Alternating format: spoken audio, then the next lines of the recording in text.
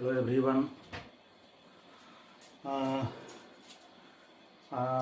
आज मैं फिर एक न्यू टॉपिक्स लेकर यूट्यूब चैनल के माध्यम से आज हम एक नए टॉपिक्स पे चर्चा करेंगे। उस टॉपिक्स के बारे में आप यहाँ देख रहे होंगे, पहले से लिखा हुआ है मर्केंटिलिज्म। यह जो टॉपिक है वह BA part 2, BA economics part 2 honours student के लिए पेपर 2 के लिए है, जो इकोनॉमिक थॉट में इसका क्वेश्चन कुछ है और इस बार का इम्पोर्टेंट भी है। तो so I start with a new topics for bachelor degree, and this topics is namely mercantilism. Mercantilism is a topic related to also in international economics. First of all, I start with a definition of mercantilism, because definition provide a fundamental concept of any topics. So mercantilism is the world oldest and first theory of international trade.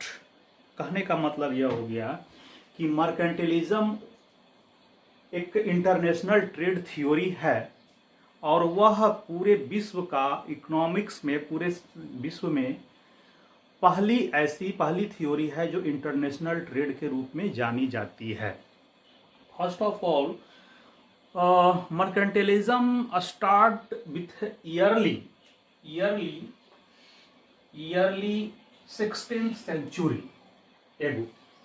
16th century ago by a group of merchants in European countries. So according to this theory, a country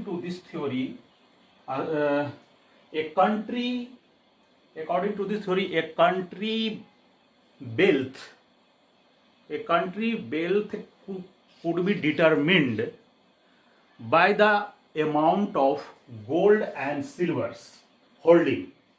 कहने का मतलब यह हो गया कि यह theory first of all यह बताता है कि किसी कंट्री के पास कितना उसके पास precious metal for example gold and silver, उसके पास कितना संग्रहित है, कितना उसके पास वो होल्ड किए हुए है, यह हमें वह थ्योरी के माध्यम से बताता है कि जिस कंट्री के पास जितना गोल्ड एंड सिल्वर रहेगा वह उतना कंट्री रिच होगा। मैं सबसे पहले ये बता देना चाहता हूं कि जो मर्केंटिलिज्म का जो शब्द है, जो हु क्वाइनेड वर्ड मर्केंटिलिज्म, एक physiocrats economist from France, namely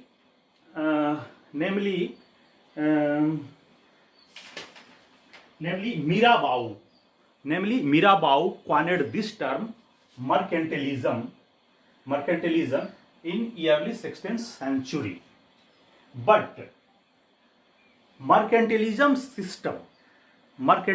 system coined by foremost critics of this system mercantilism, namely a well-known renowned economist and father of economics, Adam Smith.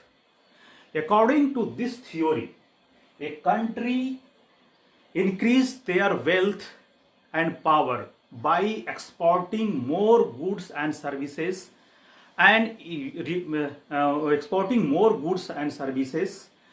importing less goods and services.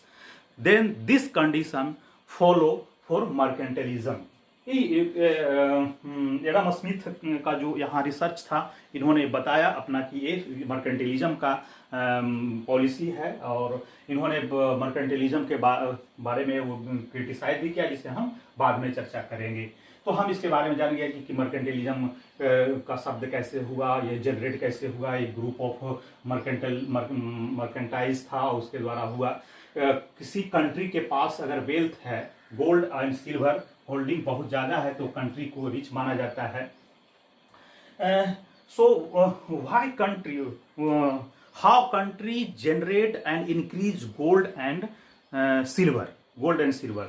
तो इसका एक है क्या, gold and silver by increasing export and reducing import. कहने का मतलब यह हो गया कि वह कंट्री, कोई कंट्री जो है अपने गोल्ड एंड सिल्वर का, प्रीसियस मेटर का इंक्रीज ऐसे करेगा जैसे वह क्या करता है कि एक्सपोर्ट को प्रोत्साहित करता है, एक्सपोर्ट इंक्रीज करता है, और रिड्यूसिंग इंपोर्ट, इंपोर्ट को क्या करता है, वो कम करता है। ट्रेड सरप्लस, यानी कि ये जो टोटल जो पॉइंट जो हम यहाँ पर देख रहे हैं कि ये चीज फॉलो इसके साथ करना चाहिए। ये जो ट्रेड, जो मर्केंटिलिज्म का जो थ्योरी है, मर्केंटिलिज्म का जो प्रोसेस है, ये सब सारे प्रोसेस को उसे फॉलो करना चाहिए। तो वो कंट्री का जो ट्रेड थ्योरी है उसे माना जाता है कि ये मर्केंटिलिज्म है। Trade surplus, trade surplus in balance of payment. कहने का मतलब यह हो गया कि ट्रेड प्लस एक बैलेंस ऑफ ट्रेड होता है हर एक कंट्री के पास में। वह गुड्स कितना वो निर्यात कर रहा है और कितना वो आयात कर रहा है, उसके बीच का जो डिफरेंस आता है वह इसमें क्या होना चाहिए कि सरप्लस होना चाहिए, पॉजिटिव होना चाहिए इसमें मर्केंटिलिज्म फॉलो करने के लिए। वेरी इंपॉर्टेंट पॉइंट इसमें यह है कि mercantilism follow zero sum game. Zero sum game, that means what is zero sum game? Zero sum game means if a country involved in trade system, then according to zero sum game policy, a country, one country gain, but at the same time another country getting lost in the process of international trade and making trade relation between two countries। कहने का मतलब यह है कि कोई country एक दूसरे country के साथ ट्रेड का रिलेशन अपनाता है तो जीरो सम गेम पॉलिसी यह बताता है कि कोई कंट्री अगर गेन कर रहा है ट्रेड में और दूसरा, तो वो जरूरी है कि जो दूसरा कंट्री होगा वो क्या करेगा, लॉस करेगा, लूज करेगा। ये हमारा मर्केंटिलिज्म का है। फिर क्या है, मर्केंटिलिज्म अगेंस्ट फ्री ट्रेड। इसका फंडामेंटल प्रिंसिपल ये है, ये क्या है, फ्री ट्रेड। फ्री ट्रेड का जो इसका साथ पॉलिसी नहीं है, एक गवर्नमेंट को ऑलवेज गाइडलाइन, मतलब गाइडलाइन नहीं कर सकते हैं, उसे सजेस्ट करते रहता था कि से आप इकोनॉमी में आप इंटरवेन करें और खास करके इंटरनेशनल ट्रेड में इंटरवेन कर एक फ्री ट्रेड को नहीं अपनाएं, फ्री ट्रेड पॉलिसी को आप नहीं करें, यानी कि without tariff, without trade barrier, without any restriction, no goods enter in the country who follow mercantilism. ये हमारा फ्री ट्रेड के बारे में करता है। अभी हमारा फ्री ट्रेड को हम रिस्ट्रिक्ट कैसे करते हैं, वो हमारा इसका जो प्रोसेस है वो रिस्ट्रिक्ट करने का प्रोसेस क्या है, restriction in imports. Restriction in imports, restriction in imports कैसे हम करेंगे, ट्रेड बैरियर, ट्रेड बैरियर लगा के किसी भी वो पॉलिसी हम ऐसा बनाएंगे कि वह गुड्स मेरे के यहाँ फलाने कोई कारण से नहीं आ सकता है। ट्रेड बैरियर, ट्रेड बैरियर हम कह सकते हैं कि जैसे ट्रेड बैरियर लगा देते हैं कि आपके यहाँ जो गुड्स एंड सर्विसेज प्रोड्यूस किया जा रहा है वो स्टैंडर्ड का नहीं है, वो चाइल्ड लेबर के द्वारा प्रोड्यूस वगैरह किया गया है, एक्सेट्रा एक्सेट्रा। इस तरह का कोई कंट्री हाल फिलहाल में भी हम देखते हैं कैसा करता है। कोटा और नॉन टैरिफ बैरियर। कोटा एक क्या पॉलिसी, वो एक पॉलिसी होता है कि हम किस कंट्री के पास, उसके पास एनफ गुड्स एंड सर्विसेज है दूसरे कंट्री को प्रोड्यूस करने के लिए, एक्सपोर्ट करने के लिए, जिस कंट्री में वो एक्सपोर्ट करते आ रहा है, पर वो कंट्री के द्वारा जो इंपोर्ट उस कंट्री को गुड्स को कर रहा है, उस कंट्री के द्वारा एक कोटा सिस्टम लगा दिया जाता है कि आपके यहाँ से हम इतना ही परसेंट, टोटल इंपोर्ट का इतना ही परसेंट आपके यहाँ से हम एक गुड्स एंड सर्विसेज का इंपोर्ट करेंगे। तो वो क्या हो जाता है कि बैरियर लग जाता है, तो उसको हम बोलते हैं कोटा। और non tariff barrier, non tariff barrier के बारे में हम वही चर्चा किए कि नॉन टैरिफ बैरियर वह बैरियर होता है without monetary restriction, monetary impose, monetary tariff, हम मॉनेटरी उसमें हम नहीं लगाते हैं टैरिफ के रूप में, हम मॉनेटरी यानी कि जब हम किसी गुड्स एंड सर्विसेज को इंपोर्ट करते हैं तो उसमें क्या होता है कि हम वहां से जब इंपोर्ट कर रहे हैं तो गुड्स एंड सर्विसेज पे 10%, 20%, 15% हम टैक्स लगा देते हैं ट्रेड के रूप में, टैरिफ के रूप में। वो नहीं, हम वो नहीं लगाएंगे, लेकिन क्या करेंगे, ट्रेड नॉन टैरिफ बैरियर लगाएंगे। That means for environmental related, labour child related, ये सब सारे चीज को हम ट्रेड बैरियर के, नॉन टैरिफ बैरियर के रूप में जानते हैं। फिर हमारा क्या है, subsidies on export. Subsidy on export कहने का मतलब यह है कि मर्केंटलिज्म यह फॉलो करवाता था गवर्नमेंट से कि आप जितने भी गुड्स एंड सर्विसेज यहां से जिस कंट्री से एक्सपोर्ट हो रहा है उसे एक आप प्रोत्साहन राशि जिसको कहते हैं बेल आउट पैकेज आप पे अक्सर हाँ फाइनेंशियल असिस्टेंट उसे देते रहे, जिसके कारण कंट्री से ज्यादा गुड्स एंड सर्विसेज का दूसरे कंट्री में एक्सपोर्ट हो और ट्रेड सरप्लस का सिचुएशन बना रहे, जिसके कारण जो कंट्री फेवरेबल, जो ट्रेड जो एक्सपोर्टिंग इंडस्ट्री जो फेवरेबल होता था उसे सब्सिडीज मुहैया कराया जाता था गवर्नमेंट के द्वारा। इसके बाद क्या होता था कि वो मर्केंटलिज्म में ये भी सिस्टम है कि government spend more on research and development. Research and development पे करने के बाद क्या होता है कि new invention, new innovation goods and product में होते रहेंगे और वह हम दूसरे कंट्री में भेजते रहेंगे। और इसे भी प्रोटेक्ट करने के लिए कोई एक हमारा कोई पॉलिसी को नहीं अपनाना ले विदाउट मेरे परमिशन, उसके लिए क्या इन्होंने क्या करता था, कॉपीराइट ये अपने पास रखते थे, जो कि ऐसा है एक इंटेलेक्चुअल सोसाइटी में होता है कि अगर हम किसी चीज को पहले इन्वेंशन किए हैं, इनोवेट किए हैं, तो वह मेरा कॉपीराइट हो गया। एक निश्चित अंतराल तक उसे गवर्नमेंट के द्वारा कराया जाता है, वो हमारा कॉपीराइट हो गया। फिर इन्होंने क्या किया कि इंटेलेक्चुअल थेफ्ट यानी कि हमारे कोई थ्योरी को चुरा न ले, इसके लिए भी इन्होंने पॉलिसी वगैरह का इसमें चर्चा ये सब किया है। ये सब सारे जो प्रोसेस हैं मर्केंटलिज्म में फॉलो करता है।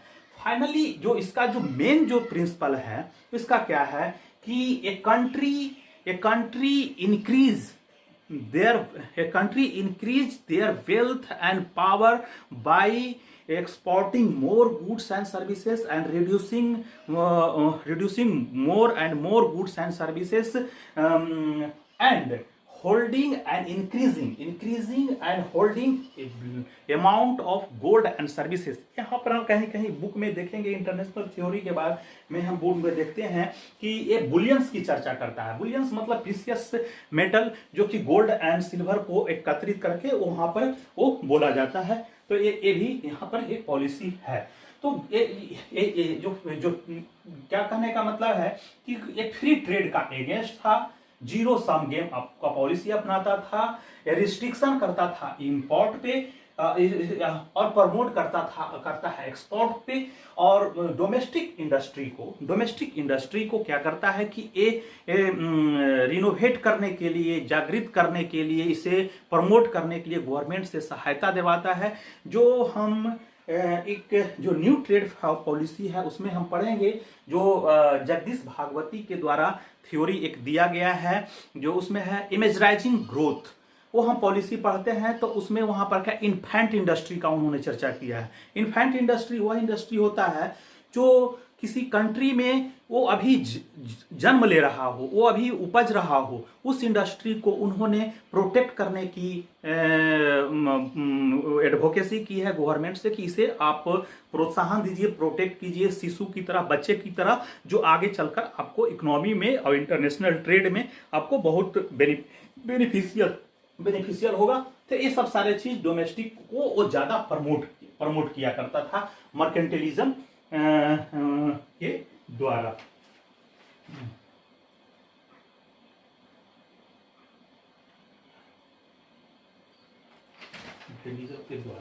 अब हम इसमें अब ये पढ़ेंगे कि हाउ मर्केंटलिज्म वर्क। यहां पर हम ये पढ़ते हैं कि मर्केंटलिज्म वर्क कैसे करता है, हाउ मर्केंटलिज्म वर्क, इसके बारे में हम यहाँ पर चर्चा करते हैं।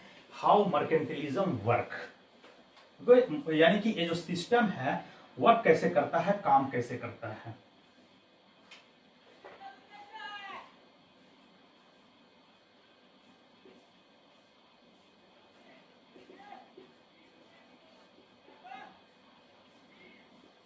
How mercantilism work.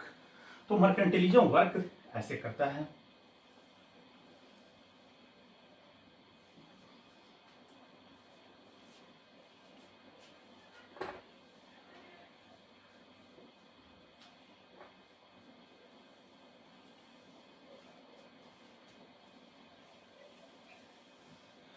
एक मदर कंट्री हो गया,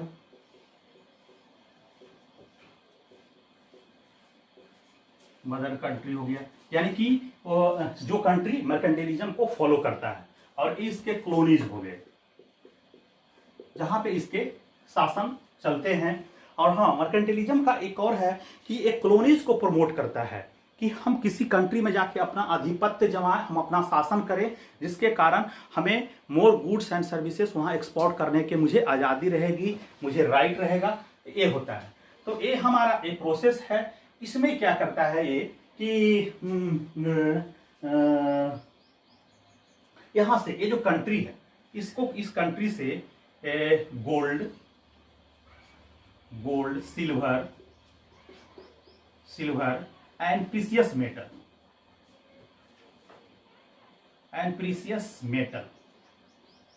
मेटल्स को वहां से लाने की कोशिश करता है। वहां से क्या करता है, लाने की कोशिश करता है। किससे? क्लोनीज के, जो इसके आधिपत्य में है, जो इसके अंडर में। और फिर ये क्या करता है, यहां से ये क्या करता है, मैन्युफैक्चरिंग प्रोडक्ट को तैयार करके इस कंट्री में पहुंचाता है, यानी कि क्लोनीज में पहुंचाता है। ये दूसरे कंट्री में पहुंचाता है जहां पे इसका आधिपत्य है, या फिर जहां से इसका ट्रेड रिलेशन है दूसरे कंट्री में। तो ये इसका फॉलो करने का सर्कुलर एक है। ये जो देख रहे हैं आप कैसे कर रहा है कि मदर कंट्रीज है जो ये मर्केंटिलिज्म को फॉलो करता है, और एक मर्केंटिलिज्म को फॉलो करता है। सबसे पहले क्या करता है कि जो क्लोनीज है वहां से gold silver and precious metal को लाने की कोशिश करता है। और वह कैसे लाएगा, जब वहां पे मैन्युफैक्चरिंग प्रोडक्ट को करेगा। मैन्युफैक्चरिंग प्रोडक्ट को या ईयरली ट्रेड पॉलिसी था, तो उसके उस टाइम में क्या था कि गुड्स एंड सर्विसेज को जब उसे बेचता था, उसे एक्सपोर्ट करता था, तो उसके बदले में एक्सचेंज के रूप में एक करेंसी जो चलती थी, वो करेंसी भी गोल्ड एंड सिल्वर का हुआ करता था, प्रीशियस मेटल का हुआ करता था। यही इसका था पॉलिसी कि हम जितने से जितने मैन्युफैक्चरिंग गुड्स एंड सर्विसेज को उस कंट्री में हम भेजेंगे परचेज करने के लिए, वहां पर हम प्रमोट करेंगे, तो हमें उसके बदले में करेंसी आएगा। तो वो करेंसी गोल्ड एंड सिल्वर के रूप में होता है, तो हमारे पास ऑटोमेटिक यहां पर आते रहेगा। और इवन क्या कि अगर गोल्ड एंड सिल्वर को भी इससे बेचने की बात होती थी, तो ये क्या करता था, प्रोडक्ट के रूप में बेचता था, वो ज्वेलरी के रूप में बेचा करता था उस कंट्री को, ये कंट्री को बेचा था। तो ये यहाँ पर प्रोसेस, निरंतर प्रोसेस क्या होता है, ये चलते रहता है। गोल्ड एंड सिल्वर को एक्सेप्ट करता है, गुड्स मैन्युफैक्चरिंग प्रोडक्ट को एक कंट्री को बेचता है, देता है, और ये प्रोसेस चलते रहता है। और इसका एक और फिगर है जो हम इसको ऐसे दिखाते हैं कि एक फाइनली जो इसका है प्रोसेस दूसरी तरफ का है, तो इसके करने के बाद में वो क्या होता है, उसका ट्रेड पे, रिलेशन पे क्या होता है, ट्रेड सिस्टम पे क्या इंपैक्ट पड़ता है, वो हम देखते हैं। ट्रेड सिस्टम पे इंपैक्ट उसका ऐसे पड़ता है, एक ट्रायंगल है,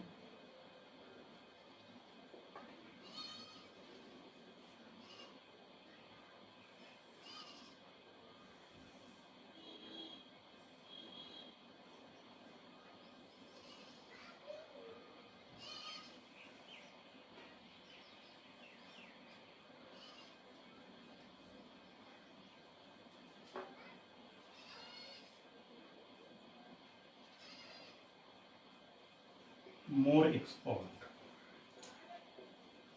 more export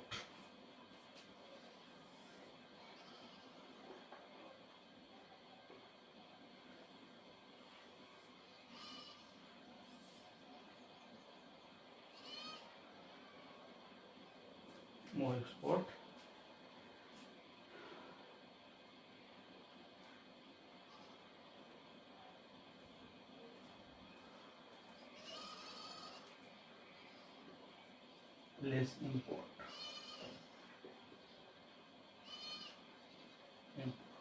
सिस्टम है।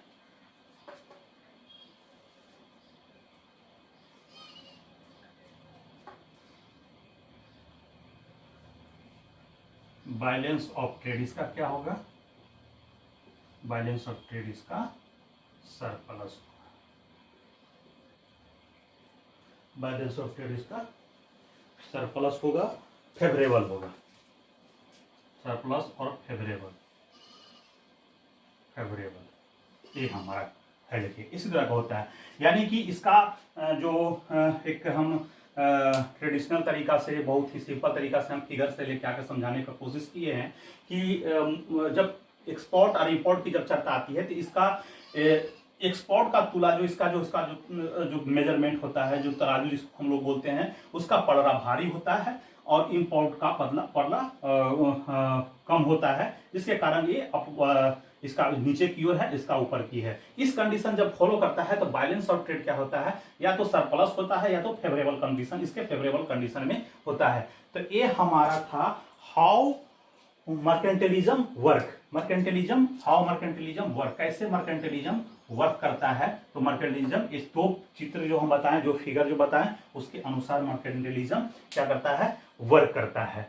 अब हम यहाँ पर से इस पे चर्चा में आते हुए अब हम एग्जाम्पल देखते हैं कि एग्जाम्पल के थ्रू हम समझने का कोशिश करते हैं कि मर्केंटिलिज्म का जीता जागता उदाहरण कौन कौन सा है और रहा है, वो हम इसके बारे में देखते हैं। तो जीता जागता उदाहरण के रूप में हम देखेंगे कि एक जब यूरोपियन कंट्री से चला है तो वहां पर देखते हैं कि England navigation act, England navigation,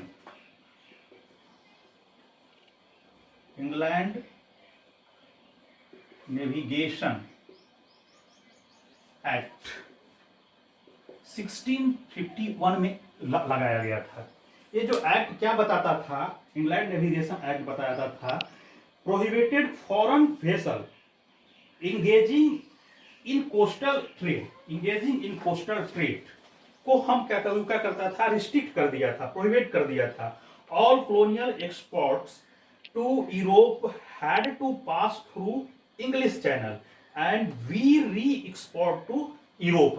कहने का मतलब क्या था कि कोई कंट्री अगर एक्सपोर्ट कर रहा है किसी दूसरे कंट्री को जो यूरोप में ही है, तो इंग्लैंड जो एक पॉलिसी जो एक्ट जो लाया था उसको बोलते थे इंग्लैंड नेविगेशन एक्ट। उस एक्ट के तहत कोई भी कंट्री अगर ट्रेड को करेगा, एक्सपोर्ट करेगा, तो यूरोप में सबसे पहले इंग्लैंड को जाएगा, इंग्लिश को जाएगा और वहां से फिर वो री एक्सपोर्ट करेगा दूसरे कंट्री को। तो क्या हुआ कि वहां पर उसका एक्सपोर्ट बढ़ गया, उसका वहां एक्सपोर्ट बढ़ गया, यानी कि जब भी कुछ अपना दूसरे से लेकर करेगा तो वो सरप्लस कुछ बेनिफिट लेकर ही करेगा, तो एक्सपोर्ट यहां पर कर दिया। फिर वहां पर हम देखते हैं कि colonial export, all colonial exports to Europe had to pass through English channel first and enter under British rule। अब हम इंडिया के एग्जाम्पल में देखते हैं, जैसे कि हम बहुत सारा पढ़े हैं कि ब्रिटिश रूल में हमें क्या करना पड़ता है, तो मर्केंटिलिज्म का उस टाइम भी फॉलो कर रहा था इंग्लैंड। तो इन ब्रिटिश रूल इंडियन जो क्या करता था, इंडियन सिटीजन को और यहाँ का क्या करता था, डोमेस्टिक प्रोडक्ट को लेने से मना करता था, रिस्ट्रिक्शन लगाया था, इम्पोज किया था, कानून इम्पोज किया था। जैसे सबसे जीता जागता उदाहरण है कि साल्ट आप यहाँ नहीं खरीद सकते, यहाँ नहीं बना सकते हैं, डोमेस्टिक से नहीं बना सकते हैं। जब भी आप ला सकते हैं तो इंग्लैंड से साल्ट को, नमक को लाकर आप इंडिया में यूज करेंगे। यानी कि जो कंट्री में है भी वो भी क्या किया जाता था कि उसे रिस्ट्रिक्शन कराया जाता था। और वही तभी रिस्ट्रिक्शन कराया था जब पिछले हम ग्राफ में, जो पिछले हम फिगर में बताए थे, कॉलोनीज, अपना कॉलोनी डेवलप करने के कारण इसका कि वहां पर आधिपत्य है, तो उसके रूल को फॉलो करना पड़ेगा, जिसके कारण बहुत सारे क्या था कि यहाँ के जो भी रॉ मटेरियल थे वो क्या होता था, इंग्लैंड जाता था रॉ मटेरियल, और वहां से वो मैन्युफैक्चरिंग के रूप में तैयार होके आता था। जैसे कॉटन के रूप में है क्या कि यहाँ का कॉटन जो था बहुत ही पूरे वर्ल्ड में फेमस था। तो वहाँ फेमस होने के कारण क्या था कि वो जब इंग्लैंड में जब जाया करता था तो वहाँ बहुत पसंद किया जाता था। तो सरकार ने उस पर रूल लगाया, इम्पोज किया क्या कि यहाँ से नहीं, यहाँ से सिर्फ रॉ मटेरियल जाएगा, कॉटन बन के नहीं जाएगा, और वहां से फिर बन के जब आएगा। यानी कि जो मैनचेस्टर वहां का एक सबसे बड़े बाजार है, सिटी है, जहां पे कपड़ा उद्योग जिसको कहते हैं वो बहुत ज्यादा वहां पे है। तो वहां पर पहले रॉ मटेरियल को भेजा जाता था और वहां से मैन्युफैक्चरिंग होके फिर यहाँ पर आता था। और ये रिस्ट्रिक्शन, ये सब सारे रिस्ट्रिक्शन है। क्या rise of protectionism policy following the Great Depression, with the countries seeking to reduce import and also reduce value of currency.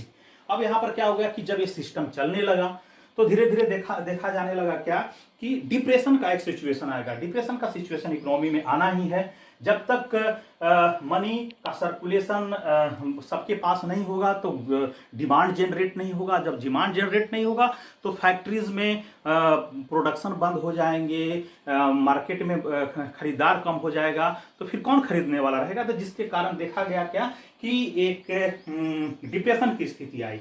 जब डिप्रेशन की स्थिति आ गई तो फिर क्या हुआ कि गोल्ड एंड सिल्वर जो करेंसी के रूप में हम उसकी यूज करते थे उस पर हमें चेंज करने का विचार जागने लगा और उस पर हम काम करने लगे। तो ये सब सारे चीज को हम देखते हैं। हम रिसेंट में हम देखते हैं क्या कि मर्केंटलिज्म का जो अभी चलन है अभी भी है। रिसेंट में मोस्ट पावरफुल कंट्री जैसे अमेरिका हो गया, चाइना हो गया, सबसे ज़्यादा अभी जो इंटरनेशनल इकोनॉमिस्ट जो सारे हैं जो चाइना पे अपना जब मंतव्य व्यक्त करते हैं, बोलते हैं, तो उन्होंने बोलता है क्या कि मर्केंटलिज्म का एक पॉलिसी को फॉलो कर रहा है। पॉलिसी फॉलो क्या कर रहा है कि बहुत ही लिबरल पॉलिसी लाकर एफडीआई दूसरे कंट्री से जो फॉरेन डायरेक्ट इन्वेस्टमेंट है अपने के यहाँ लाकर वो रखते हैं, अपने प्लांट को लगा रहे हैं और वो क्या करते हैं कि गुड्स एंड सर्विसेज को बहुत ज़्यादा एक्सपोर्ट करते हैं। और एक्सपोर्ट करने के दरमियान में एक और करते हैं कि इस पर इल्जाम ये लगता है कि अपने करेंसी को डिवैल्यूएट करते हैं, अंडर वैल्यूएट करते हैं। जितना उसकी प्राइस होना चाहिए वो नहीं होता है, जिसके कारण वर्ल्ड में उसके प्रोडक्ट का कीमत सस्ता होने के कारण वह क्या करता है कि जाने लगता है, ज़्यादा एक्सपोर्ट होने लगता है, ज़्यादा एक्सपोर्ट होता है। ये सब सारे सिस्टम को हम देखते हैं। और इसके जो ये जो है जो अब ये जो मर्केंटलिज्म जो सिस्टम है जो आगे चलकर 16वीं सेंचुरी में तो ये इसका ओरिजिन है, बट 17th और 18th सेंचुरी में आते आते यह क्या किया, इंपेरियलिज्म का इन्होंने क्या किया कि रूप धारण कर लिया।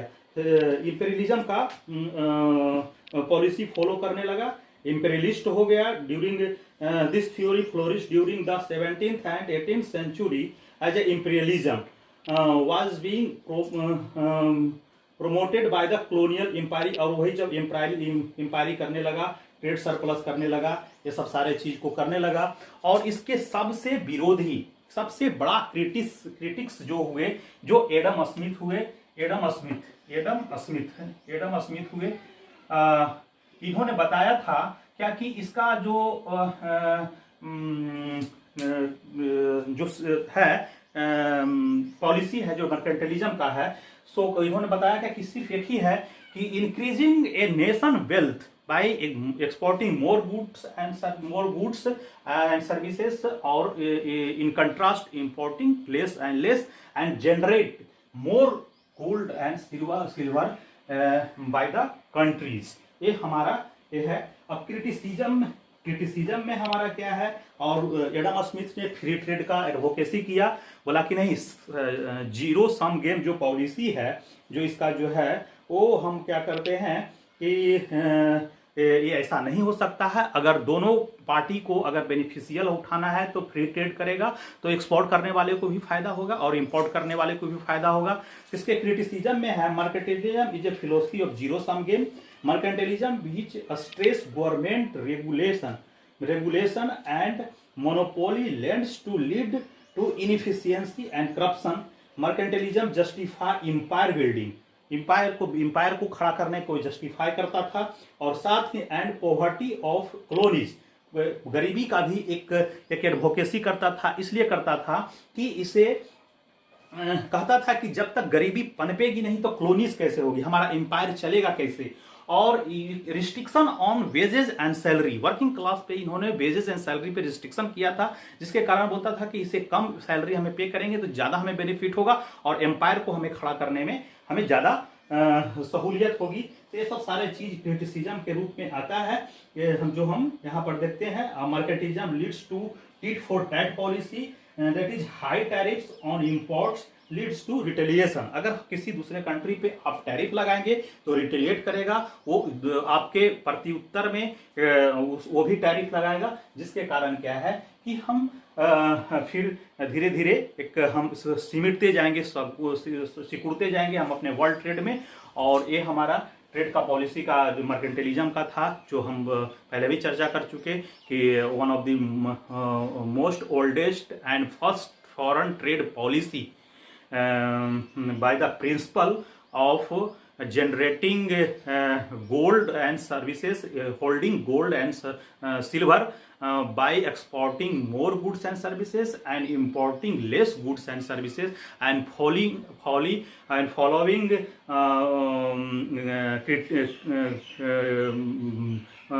restriction on trade, free trade, and promoting more export, promoting more industry, domestic industry, ऐसा सारे चीज़ों को हम इसमें डिस्कस किए। So hope beneficial for part 2 economics honours student in paper 2। Thank you.